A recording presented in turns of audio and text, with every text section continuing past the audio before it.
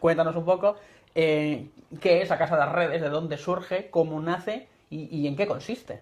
Un pouco por xurde, non, principalmente de xerar unha estructura que dé viabilidade, non, de vida ás nosas vidas no Valmiñor, non? E tamén entendendo o Valmiñor como este ente de que de repente en plan só traballa por e para o turismo e só vive do turismo, non, principalmente. Entón como, joder, nosotras queremos vivir aquí, queremos estar aquí e non queremos seguir esta lógica, non? Que moita xente nesta idade pois se está indo a currar a Vigo, se está indo a currar a Porriño, a grandes empresas, se está indo a currar tal, ou canta peña tamén está exiliada fora, non? En outras cidades ou en outros países, non? Entón para nós este proxecto xurde de querer seguir vivindo no Valmiñor, querer seguir traballando no Valmiñor e que de repente seguir facendo o que nos mola, que dinamizar, que facilitar a participación, crear proxectos culturais e, bueno, la chicha un poquinho de que se mueva máis a nivel veciñanza e estar xuntas, non? E tamén xurde, non? De que de repente estábamos vendo que diferentes proxectos no noso territorio se estaban levando empresas de fora, non? Entón de repente, que sei, pois o Punto Lila non sei que, o estaba levando unha empresa ourense, outro Punto Lila que tal unha empresa de Porriño, o campo, non? Porque tamén, bueno, dentro de todo este ámbito social tamén me dedico ao ámbito dos tempos libres, non?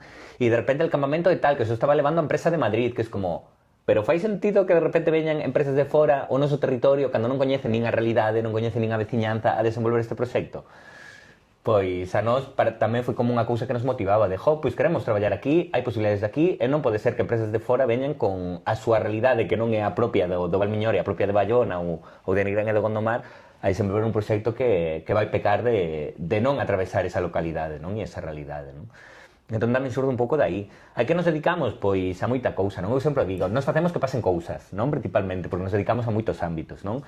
Tempos libres, educación non formal, igualdade, diversidade LGTB, tema de maiores e discapacidade, dinamización comunitaria, xestión cultural, participación, non? Damaris tamén é socióloga, entón tamén se tocan moitos palos de aí, sexualidade, non? E tamén desta lógica de facernos cargo de que somos profesionais, que levamos moito tempo, que somos totalmente válidas para isto, non? Que de repente tamén como non pode moito, non? Ese síndrome de la impostora de podremos, non podremos, sabremos, non sabremos, non?